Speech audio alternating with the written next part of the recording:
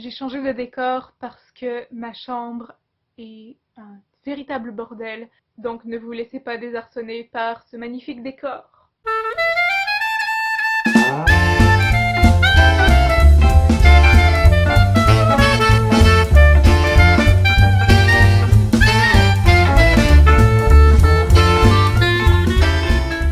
Bonjour à tous, ici Mookie de Chandaga et bienvenue à ce 6e et dernier épisode de l'année de Mookie Taben. Bonne année à tous, j'espère que vous avez pris de bonnes résolutions et si vous ne prenez pas de bonnes résolutions, j'espère au moins que vous allez bien fêter, manger, boire avec modération et bien entendu lire. Aujourd'hui, nous allons parler d'un livre qui est l'un de mes préférés si ce n'est mon préféré de tous les temps. Donc, rester neutre et lui trouver des défauts va être une lourde tâche. Il s'agit de la suite du livre dont nous avons parlé le mois dernier de Star-Touched Queen par Roshani Chokshi. J'espère encore une fois que je l'ai dit comme il faut. Et c'est A Crown of Wishes. Et ça suit l'histoire de Gauri, qui est la petite sœur de Maya, plusieurs années après le mariage de Maya avec Amar. Et ça se déroule pas exactement dans le même monde que celui d'Amar et Maya, mais c'est quand même un monde imaginaire et magique. Ça parle de la princesse Gauri qui est la petite sœur de Maya et qui a essayé de renverser Skanda. Skanda qui est le demi-frère de Maya et Gauri et le prince héritier du royaume de Bharata. Et Gauri a essayé de renverser Skanda et ça s'est retourné contre elle. Donc elle a été abandonnée dans le royaume ennemi Ujjain. J'espère que je le dis comme il faut. Et qui est condamnée à mort par son peuple et par le roi d'Ujjain, l'empereur d'Ujjain. Sauf que le prince héritier d'Ujjain, Vikram, lui propose, la veille de son exécution, un moyen d'échapper à la mort. Il lui propose de participer avec lui à un tournoi des vœux, a Tournament of Wishes, je trouve que ça a beaucoup plus de classe en anglais, afin de gagner un vœu, ce qui lui permettrait de renverser définitivement Skanda et de reprendre le trône qui lui revient de droit. Ce tournoi a toujours été organisé par le roi des trésors Kubera et c'est le dernier auquel ils pourront assister avant que l'autre monde ne se sépare du monde des humains, du monde sans magie. Gauri, après beaucoup de récalcitrance, décide de participer avec lui à ce tournoi, sans se douter de toutes les épreuves et de tous les sacrifices qu'elle aura à faire pour gagner son vœu. Les deux héros apprendront l'importance des mots, la valeur d'une histoire et la vraie promesse que peut contenir un souhait. Très poétique, comme d'habitude, puisque c'est un univers où la magie est présente, ça se prête très bien. Dans ma dernière critique, j'avais parlé du style parfois trop poétique dans The Star-Touched Queen, qui semblait ralentir l'action. Ici, ça n'a pas lieu quand l'histoire a besoin d'aller plus vite, elle va plus vite, indépendamment du style, et j'ai trouvé que c'était une belle amélioration par rapport au premier tome. Nous avons 3 perspectives, celle de Gauri à la première personne, celle de Vikram à la 3e personne et celle d'Asha qui est une Vishakanya, qui est une courtisane empoisonnée. Elle fait partie d'une communauté de créatures magiques, les Vishakanyas, dont le toucher peut donner la mort à n'importe qui. Alors, elles montrent à leurs victimes leur plus profond désir, elles se nourrissent de ce désir et après elles les touchent et les tuent. Une existence joyeuse. J'ai pas exactement compris pourquoi la perspective de Vikram et celle d'Asha sont à la 3e personne du singulier alors que celle de Gauri est à la première. J'ai 2 théories par rapport à ça. La première, c'est que le danger avec la première personne du singulier, c'est que ça devienne très redondant et finalement très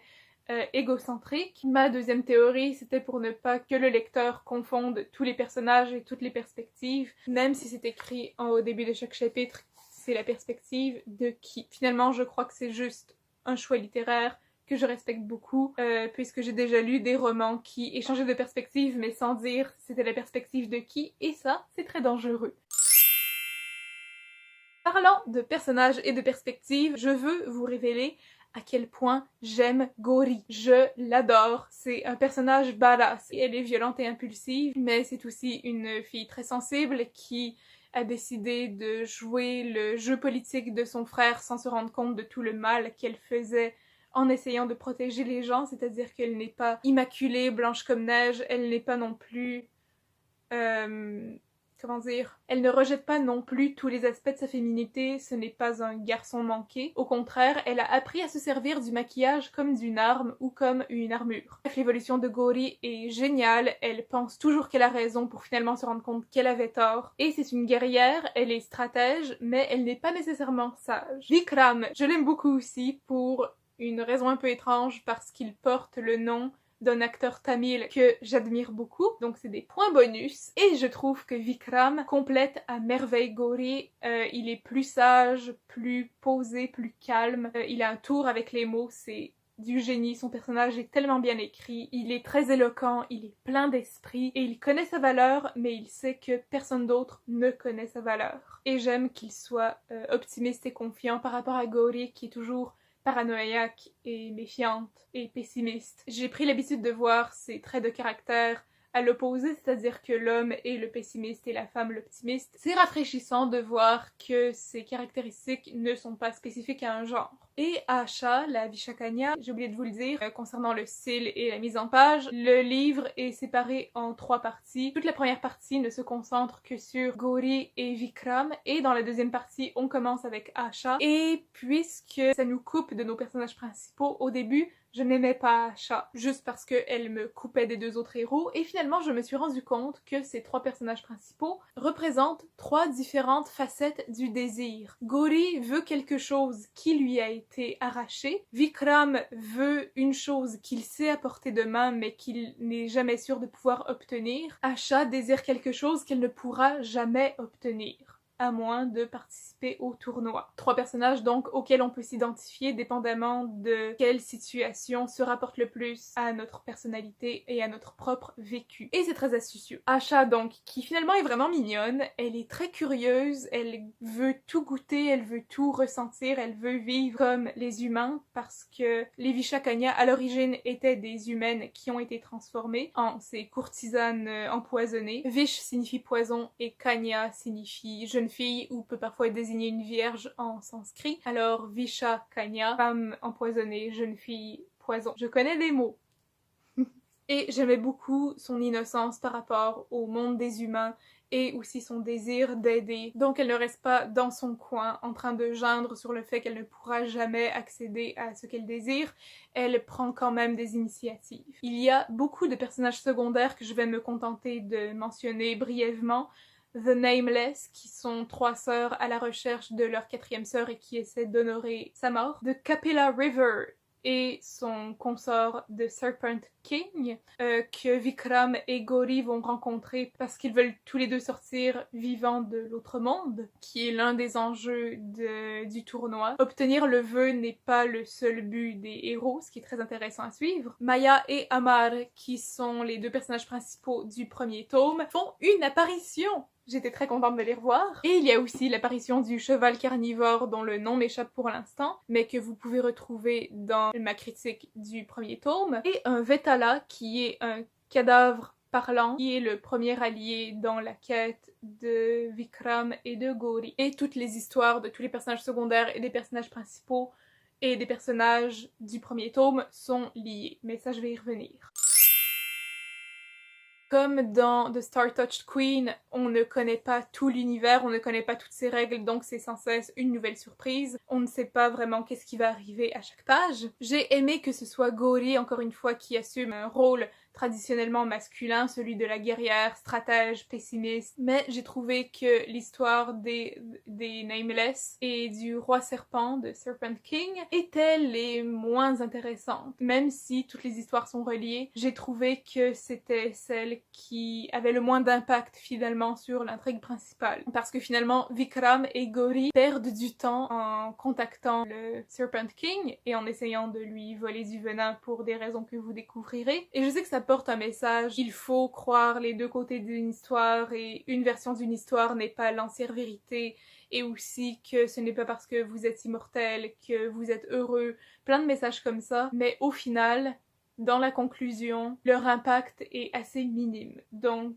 c'est la partie la moins intéressante du roman selon moi. Ça ne m'empêche pas d'apprécier énormément ce roman-là et de le considérer comme mon préféré.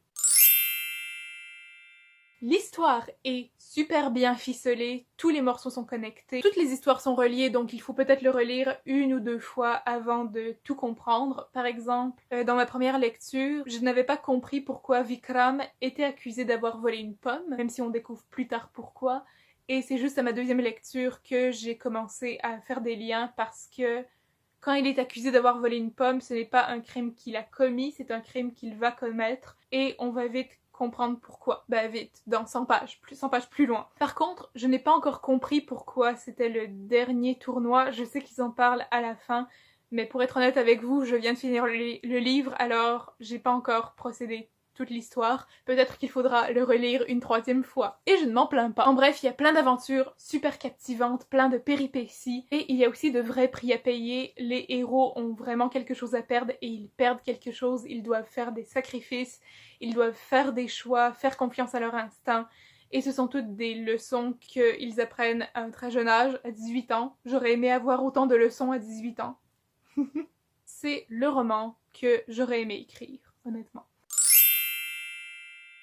Il y a comme d'habitude le glossaire à la fin, ici, qui ne dure qu'une page. Je trouve que Chokshi fait beaucoup confiance à son lecteur parce qu'elle parle de Gulab Jamun, elle parle de sari, d'autres aspects du folklore indien et de la mythologie indienne qu'on devine. Idéalement, il faut avoir quelques notions de base. Et bien sûr, il y a des références à la nourriture, notamment des Gulab Jamun, parce que qui n'aime pas les Gulab Jamun?